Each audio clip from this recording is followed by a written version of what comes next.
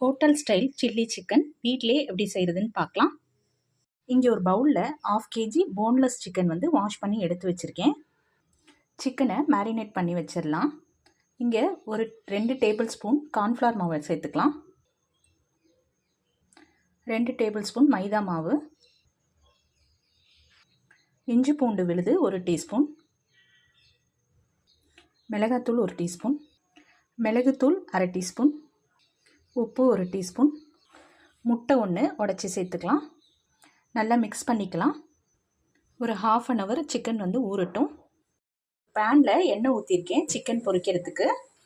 Marinate பண்ணி வச்சுருந்தேன். இப்போ சிக்கனை சேர்த்துக்கலாம். ஒரு 5 நிமிஷம் பொரிச்சு எடுத்தால் போதும். 80% சிக்கன் வெந்திருந்தால் போதும். சிக்கன் நல்லா பொரிஞ்சிருச்சு. வேறு பவுலில் மாற்றி வச்சிடலாம். பொரிச்ச சிக்கனை எடுத்து வச்சுருக்கேன். சில்லி சிக்கன் செய்ய இங்கே ஒரு பேனில் 2 டேபிள் ஸ்பூன் எண்ணெய் ஊற்றிருக்கேன். 2 சிவப்பு மிளகாய் சேர்த்துக்கலாம். 4 பச்சை மிளகாய் கீறி வச்சுருக்கேன், அதையும் சேர்த்துக்கலாம்.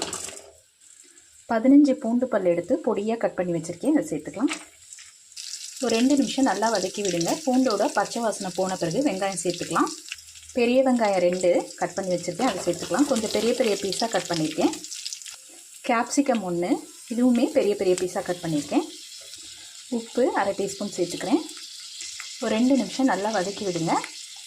இந்தளவுக்கு வெங்காயம் கலர் சேஞ்ச் ஆனோடனே நம்ம சாஸ்லாம் சேர்த்துக்கலாம்.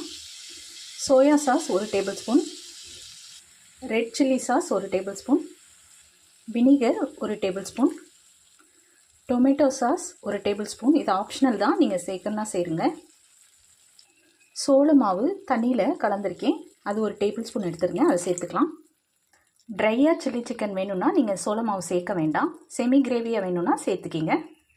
பொரிச்சு வச்சுருந்த சிக்கனை சேர்த்துக்கலாம். ஒரு 2 நிமிஷம் நல்லா வதக்கி விடுங்க. வெங்காயத்தாள் பொடியாக கட் பண்ணி வச்சுருக்கேன், அதை சேர்த்துக்கலாம். சில்லி சிக்கன் ரெடி ஆயிடுச்சு. நீங்களும் வீட்டில் ட்ரை பண்ணி பார்த்துட்டு கமெண்ட் பண்ணுங்கள்.